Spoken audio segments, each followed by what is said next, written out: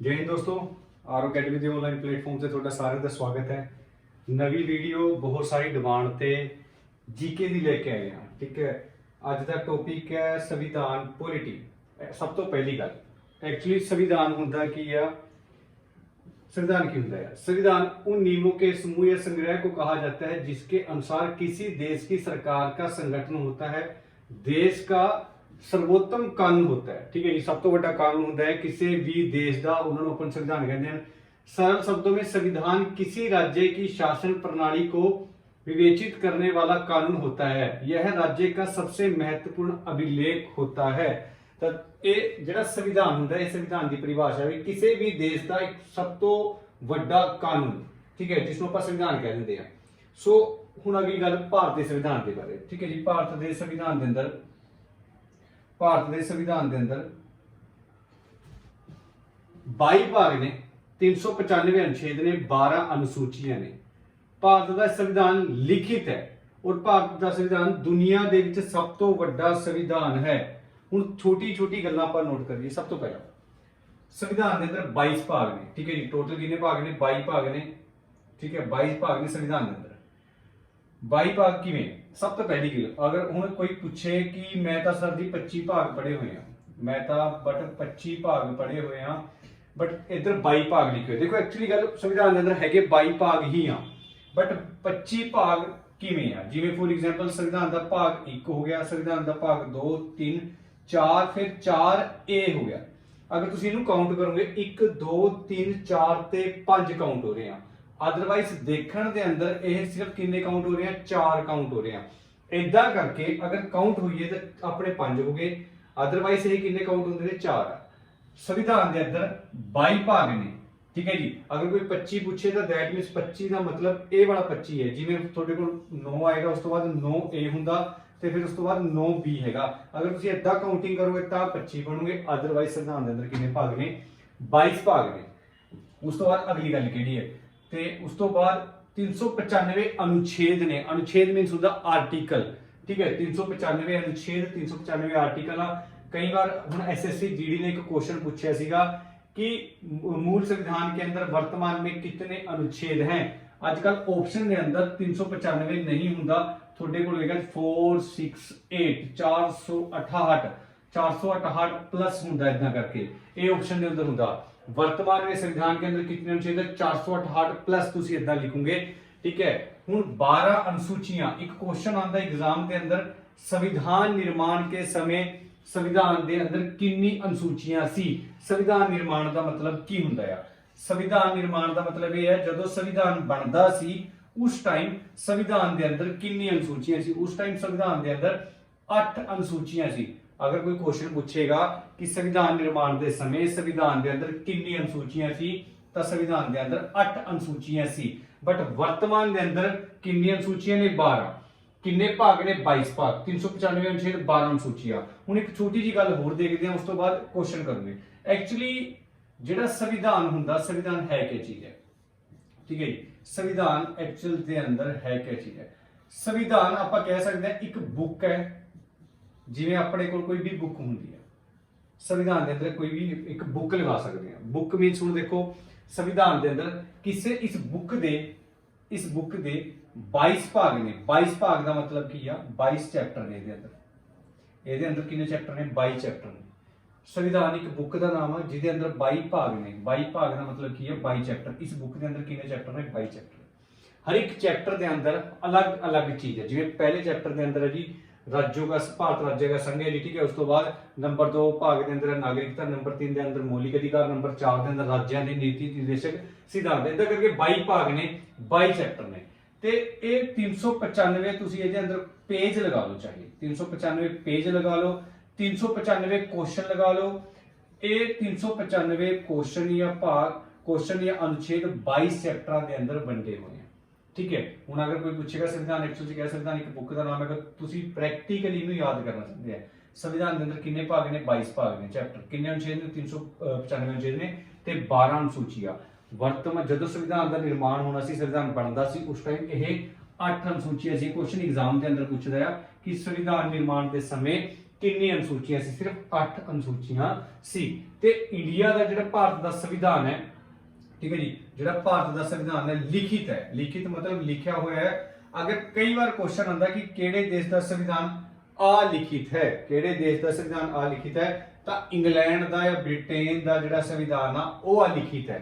ਅਲਿਖਿਤ means ਲਿਖਿਆ ਨਹੀਂ ਹੋਇਆ, ਤੇ ਭਾਰਤ ਦਾ ਸੰਵਿਧਾਨ ਲਿਖਿਤ ਹੈ ਤੇ ਦੁਨੀਆ ਦਾ ਸਭ ਤੋਂ ਵੱਡਾ ਸੰਵਿਧਾਨ ਹੈ। ਕਲੀਅਰ ਹੈ? ਉਮੀਦ ਕਰੂੰਗਾ ਕੁਐਸਚਨ ਕਲੀਅਰ ਹੋਏਗਾ। ਹੁਣ ਅੱਗੇ ਅੱਗੇ ਐਮਸੀਕਿਊ ਲਗਾਉਂਦੇ ਜਾਓਗੇ ਤੇ ਕੁਐਸਚਨ ਸਮਝਦੇ ਜਾਓਗੇ। ਸਭ ਤੋਂ ਪਹਿਲਾ ਕੁਐਸਚਨ, ਭਾਰਤੀ ਸੰਵਿਧਾਨ के जनक कौन है? बेसिक जा क्वेश्चन, सबनों पता भारतीय संविधान के जनक डॉक्टर भीमराव अंबेडकर। एक क्वेश्चन है, ठीक है जी, डॉक्टर भीमराव अंबेडकर। भारतीय संविधान के जनक कौन ने? डॉक्टर भीमराव अंबेडकर। बेसिक जा क्वेश्चन है, भारतीय संविधान के जनक कौन ने? भारतीय संविधान के पिता भी इन्होंने भी कहा जाता है doctor Bhimrao Ambedkar. Basic question है। उस तो बाद संविधान सभा के सदस्यों ने इस वर्ष भारत के संविधान पर हस्ताक्षर किए। इंपोर्टेंट क्वेश्चन है, ज्यादातर बच्चे गलत करेंगे। इंपोर्टेंट क्वेश्चन है, ज्यादातर बच्चे गलत करेंगे। ठीक है, संविधान सभा के सदस्यों ने इस वर्ष भारत के संविधान पर हस्ताक्षर किए। हस्ताक्षर मतलब तुम पता है साइन किए। हुण ऑलमोस्ट कोई कहेगा जी 26 नवंबर 1949 ਨੂੰ, ठीक है 24 जनवरी 1950 कोई 26 जनवरी। देखो केड़ा क्वेश्चन आंसर आएगा। संविधान सभा के सदस्यों ने इस वर्ष भारत के संविधान पर हस्ताक्षर किए 24 जनवरी 1950। 24 जनवरी 1950 संविधान सभा के ਜਿਹੜੇ सदस्य ਸੀਗੇ, ਮੈਂਬਰ ਸੀਗੇ, ਉਹਨਾਂ ਸਾਰਿਆਂ ਨੇ 24 ਜਨਵਰੀ 1950 ਨੂੰ ਸੰਵਿਧਾਨ ਦੇ ਉੱਪਰ ਹਸਤਾक्षर ਕਰਤੇ, ਸਾਈਨ ਕਰਤੇ।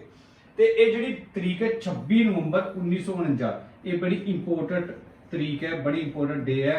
ਇਹਦੇ ਅੰਦਰ ਕੁਐਸਚਨ ਬਹੁਤ ਜ਼ਿਆਦਾ ਨਿਕਲਦਾ ਹੈ। ਠੀਕ ਹੈ, ਆਪਣੇ ਕੋਲ ਕੁਐਸਚਨ ਆਂਦਾ ਕਿ ਸੰਵਿਧਾਨ ਸਭਾ ਨੇ ਸੰਵਿਧਾਨ ਨੂੰ ਕਦੋਂ ਅੰਗੀਕ੍ਰਿਤ ਕੀਤਾ, ਕਦੋਂ ਸਵੀਕਾਰ ਕੀਤਾ।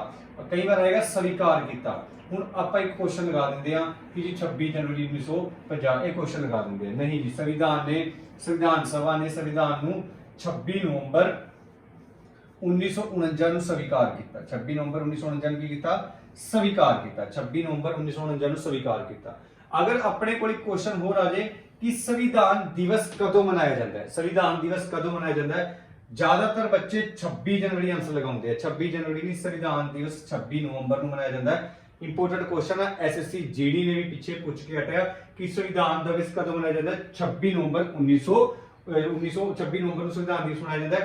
ते संविधान वैसे स्वीकार घट लिखा होंदा, अंगीकृत पेपर से ज्यादा लिखना कि संविधान सभा ने कदों संविधान को अंगीकृत किया, तो 26 नवंबर 1949 ਨੂੰ अंगीकृत किया। 26 नवंबर 1949 ਨੂੰ ਕੀ ਕੀਤਾ? अंगीकृत किया। ਤੇ संविधान दिवस भी कदों मनाया जाता है? 26 नवंबर ਨੂੰ ਮਨਾਇਆ ਜਾਂਦਾ ਹੈ। ਤੇ 26 ਜਨਵਰੀ 1950 ਨੂੰ ਐਕਚੁਅਲ ਕੀ ਹੋਇਆ ਸੀਗਾ? 26 ਜਨਵਰੀ 1950 ਨੂੰ ਸਾਡਾ ਸੰਵਿਧਾਨ ਲਾਗੂ ਹੋਇਆ ਸੀ ਤੇ ਸੰਵਿਧਾਨ ਸਭਾ ਨੇ ਸਵੀਕਾਰ 26 ਨਵੰਬਰ 1949 ਨੂੰ ਕਰਦੇ ਸੀਗਾ, ਬਟ ਲਾਗੂ ਪੂਰੇ ਦੇਸ਼ ਦੇ ਅੰਦਰ 26 ਜਨਵਰੀ 1950 ਨੂੰ ਹੋਇਆ ਸੀਗਾ। 26 ਜਨਵਰੀ 1950 ਨੂੰ ਪੂਰੇ ਦੇਸ਼ ਦੇ ਅੰਦਰ ਇਹ ਲਾਗੂ ਹੋਇਆ ਸੀਗਾ। ਉਮੀਦ ਕਰੂੰਗਾ ਸਾਰੀ ਗੱਲਾਂ ਕਲੀਅਰ ਹੋਣੀਆਂ। ਉਸ ਤੋਂ ਬਾਅਦ ਨੈਕਸਟ ਕੁਐਸਚਨ, संविधान सभा की कुल सदस्य 389 सी, जिसके रियासतों के अध्यक्ष कितने थे? ये एक्चुअली बड़ा क्वेश्चन है, देखो समझ नहीं आना एक्चुअल है की चीज की। एक ए स्टोरी केड़ी सी, ਜਦੋਂ ਵੀ एक्चुअली देश ਦਾ उस टाइम संविधान ਬਣਿਆ ਨਹੀਂ ਸੀਗਾ। एक्चुअली क्वेश्चन ਹੁੰਦਾ कि भारत ਦਾ संविधान किस द्वारा ਬਣਾਇਆ ਗਿਆ ਹੈ, मतलब ਕਿਹੜੇ ਮਿਸ਼ਨ ਦੁਆਰਾ ਬਣਾਇਆ ਗਿਆ? ਤਾਂ ਕ੍ਰਿਪਸ ਮਿਸ਼ਨ ਦੁਆਰਾ ਭਾਰਤ ਦਾ ਸੰਵਿਧਾਨ ਬਣਿਆ। ਠੀਕ ਹੈ ਜੀ, एक्चुअली ਕ੍ਰਿਪਸ ਮਿਸ਼ਨ ਇਹ ਸੀਗਾ, ਇੱਕ ਜਿਹੜੇ ਇੰਗਲੈਂਡ ਦੇ ਬ੍ਰਿਟੇਨ ਦੇ ਮਹਾਰਾਜਾ ਸੀਗੇ ਜਾਂ ਉਸ ਟਾਈਮ ਦੇ ਪ੍ਰਧਾਨ ਮੰਤਰੀ ਜੋ ਸੀ, ਉਹਨਾਂ ਨੇ ਇੰਡੀਆ ਦੇ ਅੰਦਰ 3 ਬੰਦੇ ਭੇਜੇ ਕ੍ਰਿਪਸ ਮਿਸ਼ਨ ਦੇ ਤਹਿਤ। ਉਹਨਾਂ ਨੇ इन 3 ਬੰਦਿਆਂ ਦਾ ਇਹ ਕੰਮ ਸੀਗਾ, ਉਹਨਾਂ ਨੇ ਇੰਡੀਆ ਨੂੰ ਸੰਵਿਧਾਨ ਬਣਾ ਕੇ ਦੇਣਾ ਸੀਗਾ। ਠੀਕ ਹੈ, ਕ੍ਰਿਪਸ ਮਿਸ਼ਨ ਦੇ ਤਹਿਤ 3 ਬੰਦੇ ਇੰਡੀਆ ਦੇ ਅੰਦਰ ਭੇਜੇ। ਇਹਨਾਂ ਦਾ ਕੰਮ ਸੀਗਾ ਇੰਡੀਆ ਨੂੰ ਸੰਵਿਧਾਨ ਬਣਾ ਕੇ ਦੇਣਾ। ਹੁਣ ਇਹ ਤਾਂ ਹੈ ਨਹੀਂ ਡਾਇਰੈਕਟ ਇਹ ਸੰਵਿਧਾਨ ਬਣਾ ਕੇ ਦੇਣਾ ਸੀਗਾ, ਇਹਨਾਂ ਨੇ ਦੇਸ਼ ਦੇ ਅੰਦਰ ਆ ਕੇ 389 ਸੀਟਾਂ ਦੇ ਉੱਪਰ इलेक्शन कराने शुरू करते। 389 सदस्य की कुल सदस्य 389 थी। ठीक है जी, तो इन्होंने पूछा जिसमें से रियासतों के अध्यक्ष कितने थे? ठीक है जी, 389 के अंदर रियासतां के कितने मेंबर सीगे? 93 मेंबर सीगे, 93 मेंबर सीगे। ठीक है, जिसमें रियासतों के अध्यक्ष कितने सीगे? ठीक है जी, 93 अध्यक्ष सीगे, 292 सीगे ब्रिटिश प्रांतां दे। उस तो बाद नेक्स्ट क्वेश्चन, स्वतंत्र समानता और बंधुत्व के आदर्श किस देश के संविधान से लिए गए हैं? पहली गल ये गल क्लीयर होनी चाहिए सबनों कि जेड़ा देश का संविधान है, जेड़ा देश का संविधान आपां सारिआं नूं पता, आपां ਬਹੁਤ ਸਾਰੀ ਚੀਜ਼ਾਂ ਕਲੈਕਟ ਕਰੀ ਹੋਈਆਂ, ਬਹੁਤ ਸਾਰੀ ਚੀਜ਼ਾਂ ਕਿਸੇ ਕਿਸੇ ਦੇਸ਼ ਤੋਂ ਕਲੈਕਟ ਕਰਕੇ ਆਪਾਂ ਨੇ ਆਪਣੇ ਦੇਸ਼ ਦੇ ਸੰਵਿਧਾਨ ਦੇ ਅੰਦਰ ਐਡ ਕੀਤੀ ਹੋਈਆਂ। ਮੰਨ ਲਓ ਮੌਲਿਕ ਅਧਿਕਾਰ ਅਮਰੀਕਾ ਤੋਂ ਲੈ ਗਏ, ਮੌਲਿਕ ਕਰਤੱਵ ਰੂਸ ਤੋਂ ਲੈ ਗਏ। ਇਹ ਜਿਹੜੀ ਕੁਝ ਬਹੁਤ ਸਾਰੀ ਚੀਜ਼ਾਂ ਆਪਾਂ ਨੇ ਸੰਵਿਧਾਨ ਦੇ ਅੰਦਰ ਕਿਹੜੇ ਕਈ ਦੇਸ਼ਾਂ ਤੋਂ ਕਲੈਕਟ ਕੀਤੇ ਹੋਏ ਆ। ਸੰਵਿਧਾਨ ਦੇ ਅੰਦਰ ਬਹੁਤ ਸਾਰੀ ਚੀਜ਼ਾਂ ਆਪਾਂ ਨੇ ਕਲੈਕਟ ਕੀਤੀ ਹੋਈਆਂ ਆ ਅਲੱਗ-ਅਲੱਗ ਕੰਟਰੀਜ਼ ਤੋਂ। सेम यही चीजें ने पूछी कि स्वतंत्रता, समानता और बंधुत्व। ठीक है जी, इस पेपर वैसे स्पेशल वीडियो लेके आऊंगा संविधान के स्रोत। ठीक है, संविधान के स्रोत होंगे केड़े देश तो केड़ी चीज आपने ली हुई है। स्वतंत्रता, समानता और बंधुत्व के आदर्श किस देश के संविधान से लिए गए हैं? तो किधर तो ले गए? फ्रांस तो ले गए। समानता, स्वतंत्रता, समानता, बंधुत्व के आदर्श किस देश के संविधान से ले गए? तो फ्रांस तो ले गए। जिवें अमेरिका तो ले गए अपने, अमेरिका तो ले गए हैं, मौलिक अधिकार ले हुए हैं, मौलिक कर्तव्य ले हुए, रूस तो ले हुए, एकल नागरिकता ली हुई है और ब्रिटेन तो ली हुई है। ठीक है जी, एकल नागरिकता ब्रिटेन तो ली गई है। ठीक है, उस तो बाद नेक्स्ट क्वेश्चन, निम्नलिखित से कौन भारतीय संविधान का हिस्सा नहीं था? इंपोर्टेंट क्वेश्चन है, पहला भी एग्जाम के अंदर पूछा कि केड़ा बंदा निम्नलिखित से कौन भारतीय संविधान का हिस्सा नहीं था? महात्मा गांधी सीगे जेडे वो भारतीय संविधान के हिस्सा नहीं सी। ठीक है जी, डॉक्टर भीमराव अंबेडकर सबनों पता है इन्होंने संविधान का जनक सीगे। उस तो बाद महात्मा गांधी संविधान सभा के हिस्सा नहीं थे। निम्नलिखित में कौन भारतीय संविधान का हिस्सा नहीं था? तब महात्मा गांधी संविधान सभा के हिस्सा नहीं सी। ठीक है जी, नेक्स्ट क्वेश्चन, भारत के संविधान सभा के मसौदा समिति। हूं एक क्वेश्चन मोस्ट इंपोर्टेंट है जी, मोस्ट इंपोर्टेंट क्वेश्चन है सब वास्ते। हूं बड़ी ध्यान नाल, एक्चुअली थोड़ी देर के अंदर थोड़े को क्वेश्चन आएगा कि प्रारूप समिति ये क्वेश्चन बहुत ज्यादा निकल रहा है। प्रारूप समिति ये आ गई, मसौदा समिति यही आएगी, ड्राफ्टिंग कमेटी इंग्लिश के अंदर ड्राफ्टिंग कमेटी। कई बार क्या करता वो ड्राफ्टिंग कमेटी भी हिंदी के अंदर लिख देता ऐसा करके ड्राफ्टिंग कमेटी। प्रारूप समिति, मसौदा समिति या ड्राफ्टिंग कमेटी एक ही समिति के नाम ने, तीनों के तीन एक ही समिति के नाम ने। भारतीय संविधान सभा के मसौदा समिति के अध्यक्ष कौन थे? एक ही समिति है ये समिति के डॉक्टर भीमराव अंबेडकर ये इंचार्ज सीगे, ये अध्यक्ष सीगे। ते क्वेश्चन क्या बनते थे तुम इस समिति तो क्वेश्चन क्या बनते? सब तो पहला क्वेश्चन बनता कि संविधान की सबसे महत्वपूर्ण समिति कौन सी है? प्रारूप समिति, ऑप्शन के अंदर प्रारूप समिति लगाओगे, मसौदा समिति आ जाए मसौदा समिति लगाओगे, ड्राफ्टिंग कमेटी आ जाए ड्राफ्टिंग कमेटी आऊगी। तीनों चो कोई एक चीज थोड़े को आएगी क्योंकि तीनों के तीनों एक ही उसके नाम है। उस तो बाद अगला क्वेश्चन ये पूछता कि प्रारूप समिति के अंदर किन्ने सदस्य सीगे? तो टोटल 7 मेंबर सीगे, टोटल 7 अध्यक्ष डॉक्टर भीमराव अंबेडकर प्रारूप समिति के इंचार्ज सीगे। ते इन्हां कुल मिला के 7 मेंबर सीगे। एक doctor Bhimrao Ambedkar plus 6 member होर सीगे, तो इदा करके टोटल 7 मेंबर सीगे प्रारूप समिति के अंदर। चाहे प्रारूप समिति आ जाए चाहे मसौदा समिति आ जाए, इन्हां दे अंदर 7 मेंबर सीगे, कोई ना इन्हां दे 7 मेंबर सीगे टोटल। ठीक है जी, सब तो महत्वपूर्ण समिति संविधान की मसौदा समिति, प्रारूप समिति सीगे, टोटल 7 मेंबर सीगे। डॉक्टर भीमराव अंबेडकर इहदे इंचार्ज सीगे। कई बार पूछदा प्रारूप समिति के अध्यक्ष कौन से जी? इंचार्ज कौन थे? डॉक्टर भीमराव अंबेडकर। ठीक है जी, 7 मेंबर सीगे। ते उस तो बाद नेक्स्ट क्वेश्चन जी, भारत में हर साल संविधान दिवस किस दिन मनाया जाता है? थोड़ी देर पहले ही दस के हटिया कि 26 नवंबर ਨੂੰ संविधान दिवस मनाया जाता है। ये जिन्ने भी क्वेश्चन ने सारे प्रीवियस ईयर ने, पुराने पेपरों के प्रश्न ने, सारे के सारे क्वेश्चन। ठीक है जी, भारत में हर साल संविधान दिवस किस दिन मनाया जाता है? 26 नवंबर मनाया जाता है। 26 जनवरी ਨੂੰ नहीं मनाया जाता। अगर ऑप्शन है तो 26 जनवरी होएगा, तुसी 26 जनवरी आंसर नहीं लगाना। भारत में हर साल संविधान दिवस कब मनाया जाता है? 26 नवंबर ਨੂੰ। नेक्स्ट, भारत में पहला संविधान सभा चुनाव, भारत में पहला संविधान सभा चुनाव कब हुआ था? भारत में पहला संविधान सभा चुनाव कब हुआ था? तो इसका आंसर आएगा 1946। भारत में पहला संविधान सभा चुनाव कब हुआ था? 1946। देखो संविधान सभा की पहली बैठक कदों हुई सी? अगर कई बार क्वेश्चन था संविधान सभा की पहली बैठक कदों हुई? 9 दिसंबर 1946 ਨੂੰ संविधान सभा की पहली बैठक हुई सी। 9 दिसंबर 1946 ਨੂੰ संविधान सभा की पहली बैठक हुई सी। भारत में पहला संविधान सभा चुनाव कब हुआ था? 9 दिसंबर 1946 ਨੂੰ ਪਹਿਲੀ ਬੈਠਕ ਹੋਈ ਸੀਗੀ ਤੇ ਆਮ ਚੁਣਾਵ ਵੀ ਕਦੋਂ ਹੋਇਆ 1946 ਦਾ 9 ਦਸੰਬਰ 1946 ਨੂੰ ਸੰਵਿਧਾਨ ਸਭਾ ਦੀ ਪਹਿਲੀ ਬੈਠਕ ਹੋਈ ਸੀਗੀ। ਠੀਕ ਹੈ, ਪਹਿਲੀ ਬੈਠਕ ਹੋਈ। ਠੀਕ ਹੈ, ਉਸ ਤੋਂ ਬਾਅਦ ਇਸ ਬੈਠਕ ਦੇ ਅੰਦਰ ਆਪਾਂ ਨੇ ਇੱਕ ਅਸਥਾਈ ਅਧਿਕਸ਼ ਚੁਣਿਆ ਜੀ। ਅਸਥਾਈ ਮੀਨਸ ਹੁੰਦਾ ਟੈਂਪਰੇਰੀ। ਅਸਥਾਈ ਮੀਨਸ ਹੁੰਦਾ ਟੈਂਪਰੇਰੀ। ਜਦੋਂ ਇੱਕ ਇਹਦੇ ਅੰਦਰ ਆਪਾਂ ਨੇ ਇੱਕ ਅਸਥਾਈ ਅਧਿਕਸ਼ ਚੁਣਿਆ, ਉਹਦਾ ਨਾਮ ਸੀਗਾ ਡਾਕਟਰ ਸਚਿਨਿੰਦਾ सिन्हा। डॉक्टर सचिनिंदा सिन्हा। हुन क्वेश्चन होता पेपर के अंदर कि संविधान सभा के अस्थायी अध्यक्ष कौन थे? संविधान सभा के अस्थायी अध्यक्ष कौन थे? अस्थायी मींस होता टेम्परेरी। डॉक्टर सचिनिंदा सिन्हा। ठीक है, डॉक्टर सचिनिंदा सिन्हा। डॉक्टर सचिनंदा सिन्हा ये टेम्परेरी तौर पर बनाए सीगे। उस तो बाद क्वेश्चन आता कि संविधान सभा के स्थायी अध्यक्ष कौन थे? तो डॉक्टर राजेंद्र प्रसाद सीगे जेडे उस संविधान सभा के स्थायी अध्यक्ष सीगे। हुन बहुत सारे क्वेश्चन निकल गए। सब तो पहला क्वेश्चन कि संविधान सभा की पहली बैठक कब हुई? 9 दिसंबर 1946 को। अस्थायी अध्यक्ष कौन चुने गए? अस्थायी मींस टेम्परेरी, डॉक्टर सचिनंदा सिन्हा। उस तो बाद क्वेश्चन आता है कि संविधान सभा के स्थायी अध्यक्ष कौन थे? डॉक्टर राजेंद्र प्रसाद। देश के पहले राष्ट्रपति भी यही सीगे। देश के पहले राष्ट्रपति कौन सीगे? डॉक्टर राजेंद्र प्रसाद। उस तो बाद नेक्स्ट क्वेश्चन, संविधान सभा ने भारत के संविधान को कब स्वीकार किया? देखो 26 नवंबर